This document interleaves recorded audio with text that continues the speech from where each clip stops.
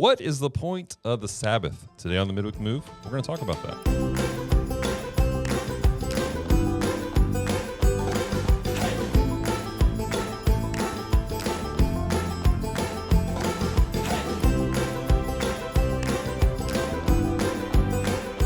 Hello and welcome to the Midweek Move podcast extension of the Healing Place. It's a podcast where we examine the scriptures line by line, verse by verse, ask ourselves what is happening here today, ladies and gentlemen. Joining me at the table is Pastor Scott. How you doing, sir?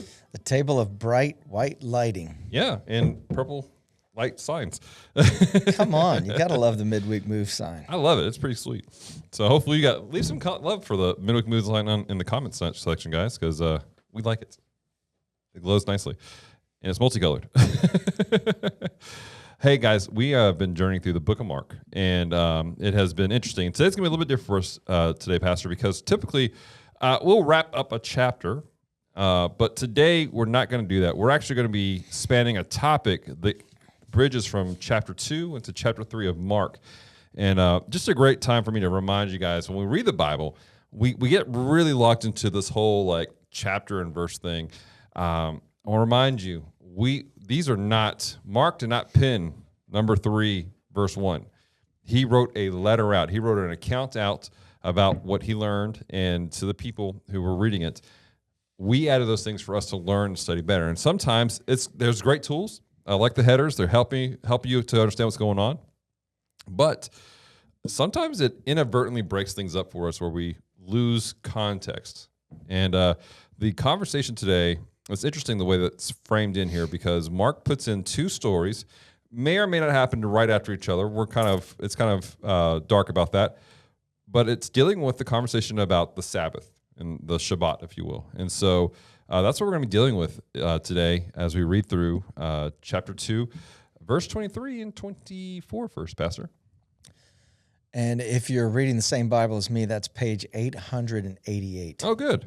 888. I'm sure the numerology people that are out there are freaking out right now. Their brain just exploded. They're going to cross map it with the letters NLT. They're like perfection, wholeness, wholeness, wholeness, wholeness, wholeness. All right. Mark chapter 2, verse 23. One Sabbath day, as Jesus was walking through some grain fields, his disciples began breaking off heads of grain to eat. But the Pharisees said to Jesus, "Look, why are they breaking the law by harvesting grain on the Sabbath?" Okay, so we need you guys to have the picture what's taking place here. Jesus' disciples are traveling along, and they're grabbing pieces of wheat out of the field. Now, this isn't the problem the Pharisees have. This is, okay, all the way back, I believe it's like in the book of Deuteronomy, there's actually provision that says that it's okay for you to grab pieces of wheat out of the corners of the field for traveling. You can do that. That's fine. But their issue was, and it's kind of like, to me, it's kind of shady. They're like, technically, you guys are harvesting and reaping on the Sabbath. Because of my understanding, and you may know better than I do, you would grab it and they would actually like rub it in their hands. It was almost a form of threshing. Yep. So it's something that they could eat. And technically, you weren't supposed to do harvesting and threshing on the Sabbath. So it feels like a really like nitpicky technicality. It's a catch-22, it is. Which is what the law was, ultimately. Yeah, exactly. So that's what the situation is. Again, it's not the fact that you just grabbed it. It's this technicality of doing it on the Sabbath. All right, verse 25. Jesus said to them, "Haven't you ever read in the scriptures what David did when he and his companions were hungry? He went into the house of God during the days when Abiathar was high priest and broke the law by eating the sacred loaves of bread that only the priests are allowed to eat. He also gave some to his companions." Okay, so Jesus talking to the Pharisees, and like this is a habit of his, and we've talked about this in previous episodes, where he is pointing them back to the Old Testament, pointing them back to the things that they are experts on, and he points them back to 1 Samuel chapter 21, where David and his men, they broke the law, but they weren't condemned by it. Now, for context of that situation, I believe this is verses 1 through 6 of 1 Samuel 21. David's on the run with his men, which was a common thing. They come across the temple, and there's the priest, and he says, "Hey, my men are in need. We're hungry. We need some food." And the priest looks at him. All he has is this holy bread that's meant for ceremonial purposes. And he goes, it's set aside. It's holy. He goes, "I can't give this to you unless you guys have fulfilled certain things." And he's like, "We're good. We're fine." And he's like, all right. So he hands it to them, even though technically really only the priest was supposed to eat it. But he made allowances for them in that moment. So this is the situation that he's pointing the Pharisees back to. So, all right, 27 through 28, Pastor. Then Jesus said to them, the Sabbath was made to meet the needs of the people and not people to meet the requirements of the Sabbath. So the Son of Man is Lord even over the Sabbath. Okay. So Jesus teaches that the Sabbath is saying it's made for man. Man's not made for the Sabbath. So consider the context of this rebuttal that Jesus is bringing the Pharisees, Pastor. What is Jesus teaching us here about what the Sabbath is? Well, for one thing, he's taken them all the way back to the beginning of God creating the Sabbath. And that the Sabbath, again, just like Jesus said, the Sabbath was made for the people. God created the Sabbath as a day of rest for the people, not so they would meet all the requirements, but God created it for them. So Jesus is really taking them back to the very beginning. But he's also saying something here. And the reason why we know he's saying it here is because he continues to say it over and over and over again, is that ultimately the Sabbath isn't a day, but the Sabbath is a person. And he even says here, so the Son of Man is Lord. And I don't know, what is the New King James? You have the ESV? I have the ESV. It says, ESV. Son of Man is Lord even of the Sabbath. Yeah, so even of the Sabbath. So he's actually, he's planting the seed in them that just like the first shall be last and the last shall be first. He flips everything upside down. He's now about to be imparting into them that I'm not just the Son of Man, but I am the Son of God. Right. And as the Son of God, your Sabbath rest now is found in me, not on a specific day. Right. So now you bring up an interesting point because there's a lot of like, I don't want to say contentious, but there's a lot of argumentation about when do we do the Sabbath? What, when should we do that? Should we do it Saturday? Should we do it on Sunday? Do we need to do it Friday night? Yeah, but then we're going to get into Gregorian calendar versus the Hebrew calendar, and you're going to get into a really lot. And basically, we're going back into the law. Right. So are you saying that just pick a day in honor of the Lord, or is there something to like, hey, we need to do it on a specific time frame? Well, number one, the Lord is our Sabbath rest. That's number one. It's not necessarily a day; it's the Lord. That even in the midst of our working and our doing, that we can find rest in the Lord. Now, there is to be a rest for our bodies. We know that. We can't go 24/7. We just can't. We have to have rest. We have to have sleep. We have to have nutrients in our bodies. We have to have all of those things. So for us, and when I say us, that's even too broad because, again, people get so argumentative about this. They do. For me, I will speak for me, just me. I find my rest in the Lord. I can sleep 4 or 5 hours a night. I can average that for pretty much maybe 26 or 27 days out of the month, depending on the number of days in a month. And I can do that and still find rest because that's the way, not only that I'm wired, but that's the rhythm of my body. That's the rhythm of my system. Now, whether that comes from my childhood and then moving into my military days and all of that stuff can be put in there. But for me, after Christ, I find that if I sleep 8 to 9 hours, it's not rest for me. I might as well sleep all day. Right. Which I'm not going to do ever. Not even when I'm sick. Just is not, it's not a part of my context. But again, it's not hours of sleep. To me, it is if my mind is at rest, then whatever number of hours of sleep that I get, it's restful sleep. I don't have REM all night. My mind isn't, and a part of that rest is the Lord himself, allowing my mind to have, guarding my mind, guarding my heart. And if the Lord is my Sabbath rest, then there are many things that I can do and still have that rest. For my physical being and everything else, Friday is normally my day off. That doesn't mean I don't do any work at all. It doesn't mean I don't flip a light switch, Again, you go to Israel, man, this stuff is very real, man. Yeah. They shut it down. Yeah. Like when the sun goes down on Shabbat, man, it shuts down. Yeah. And literally they are giving not just themselves, but the land, they're giving their homes a Sabbath rest. That's one thing that I have begun to look at, even here at the Healing Place, is every quarter trying to give our building some type of Sabbath rest. So we did it this summer after we got through with all the camps. We had really a week where we didn't have almost nothing going on campus. We had a Sabbath rest for the building. Give it a Sabbath rest. And so, again, it's kind of a broad stroke asking this question. What are your thoughts on this? My thoughts on it is very similar to yours. And not just because I've been with you for 15 years now, but it's a matter of when I'm looking at the scriptures, it's the Sabbath was made for us to find rest. And we're going to get into this as we see multiple interactions with Jesus dealing with the Sabbath. Just because it's the quote unquote religious time frame where we're supposed to stop and do things doesn't mean we always need to. Jesus is not rebuking, but he's getting on. What's the word I'm saying? Jesus' response to the Pharisees was about the fact that there are needs of people. Yep. And part of that Sabbath is taking care of not just ourselves, but our neighbor at the same time. When David was getting the showbread, it wasn't just for himself; it was for his men. Yep. There was a need that was there, and that priest took care of all these people. Because then, if you reject them because it's a Sabbath, then you're rejecting the second greatest commandment. Mm-hmm. On these two commandments hang all the law and the prophets. Love the Lord your God with all your heart, mind, soul. Right. Love your neighbor as yourself. Right. If they have a need and you don't meet that need, you're breaking that commandment. Exactly, which is a great segue into this next portion of this conversation about Shabbat that we have here, which is in chapter 3. Pastor, you can read verses 1 and 2 for me. Jesus went into the synagogue again and noticed a man with a deformed hand. Since it was the Sabbath, Jesus' enemies watched him closely, and if he healed the man's hand, they planned to accuse him of working on the Sabbath. Okay, so here we have another situation that rises up on the Sabbath.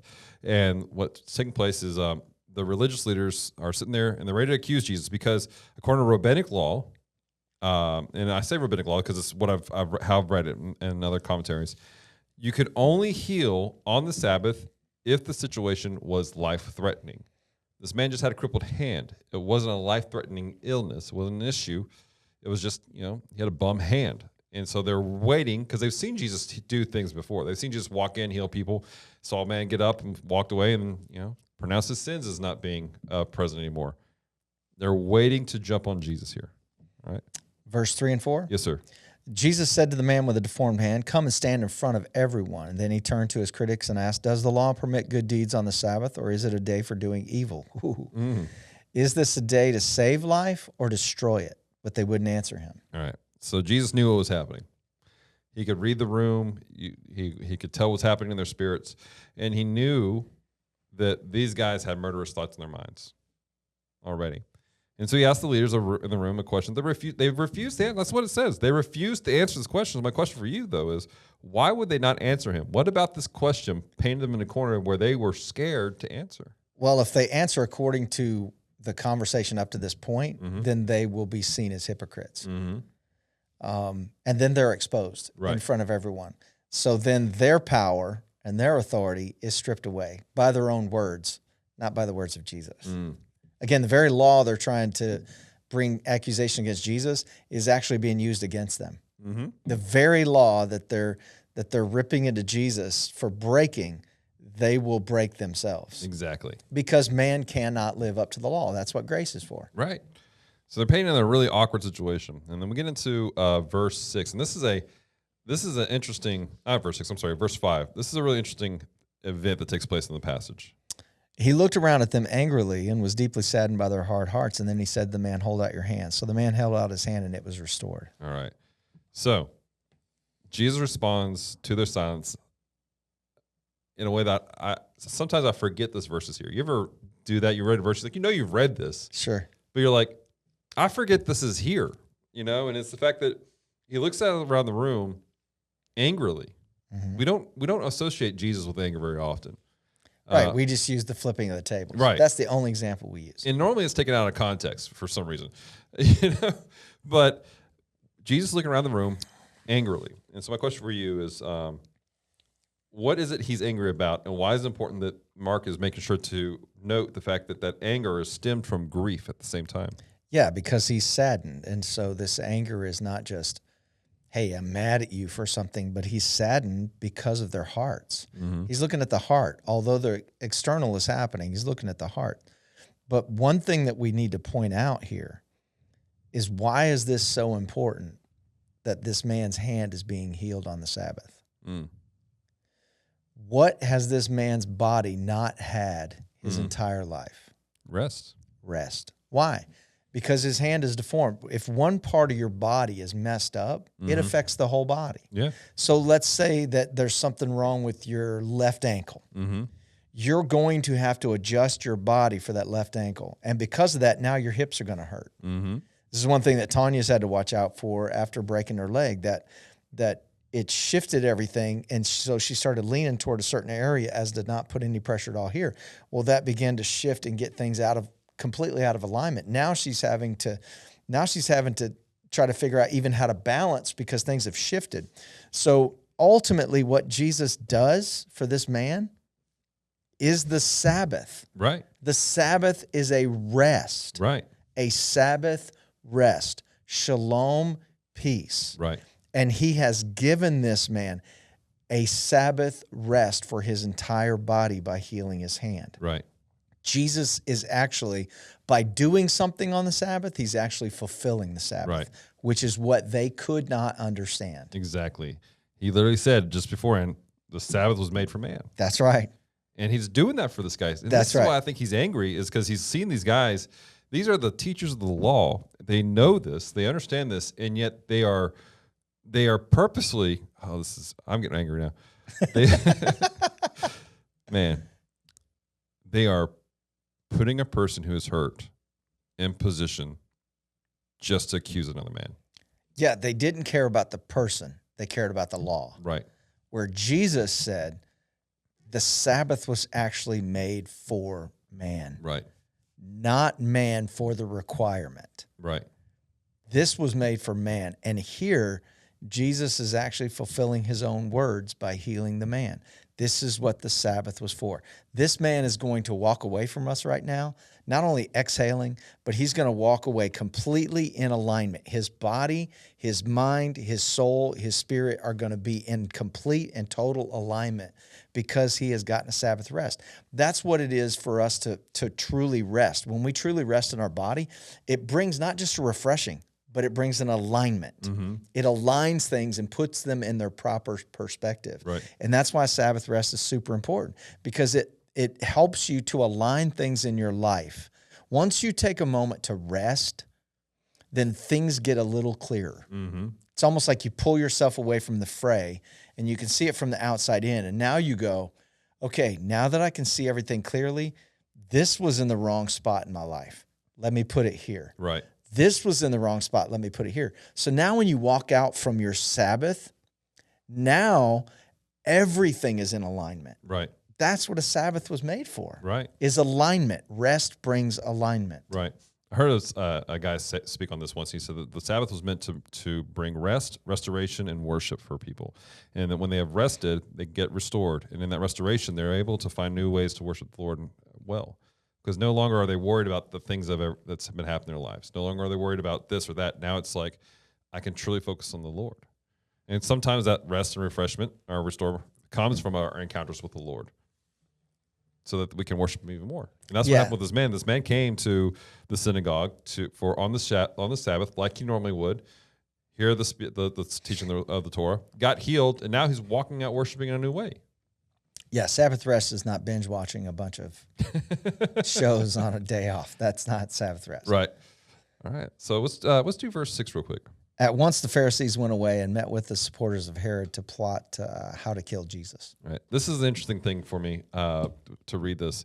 The Pharisees were a group of religious leaders who believed that the leader of the Jews, the person needed to be on the throne, needed to come from the Davidic line. Of course, we know Jesus comes from the Davidic line. The Herodites were another organization of groups who believe the Jews need to be led by somebody who comes from the line of Herod. And these guys are now teaming up with them to plot to kill somebody from the Davidic line. They're willing to compromise on a biblical truth for their own gain. Yeah, but he was a threat to both. Yeah. Yeah. The Herodians and the Pharisees. He was a threat to both, whether he's Son of Man and Son of God. Like, he's a threat to both of their power structures, quote unquote, which is what that was. It was power structures. He's talking about a kingdom they don't understand. Oh yeah. They're in a very dominating culture where it's about power, it's about authority, it's about aggression, it's about submission, it's about obedience. And Jesus is bringing a whole new kingdom mandate, which threatens both of their quote-unquote organizations, although it really wasn't that. Absolutely. All right, Pastor, what any final big takeaways on this section before we close up the episode? Yeah, just Jesus himself being our Sabbath. I think some people get in their minds that somehow if I do one thing on this one day that I'm not supposed to do, then I'm done. And that's trying to meet up with the requirements of the law. Even some of the Messianic Jewish people that I know, that they keep the Shabbat, the Sabbath, they don't do it under the essence of the law. Right. They do it in essence of the Spirit. And the Spirit brings life. Right. And the law brings death. And so they do it in the spirit of, because the Sabbath for them is not that Friday night to Saturday. It's Jesus. Right. It's him. He is the Sabbath. Yeah. That's why he's the Lord of the Sabbath. He's not just Lord of a day. He's the Lord of the Sabbath because he is the Sabbath. And we see it. This is one of my favorite examples of the Sabbath, is this man's healing, because it all points to the fact that he gave that man rest. Yeah. And so it wasn't just, hey, on the Sabbath. No. This man met the Sabbath. Right. It wasn't just on the Sabbath. He met the Sabbath. And when he walked away, he had a true Sabbath rest. Everything in his life was in alignment because he met the Sabbath, not because he just woke up on the Sabbath. Right. Word. Good stuff. Well, we want to hear from you guys. How has this encouraged you? How's it challenged you in your view of the Sabbath? Reach out to us, mediahub@thpshreveport.com is where you can email us. Visit thpshreveport.com for more information about the Healing Place. And until next time, have a great week.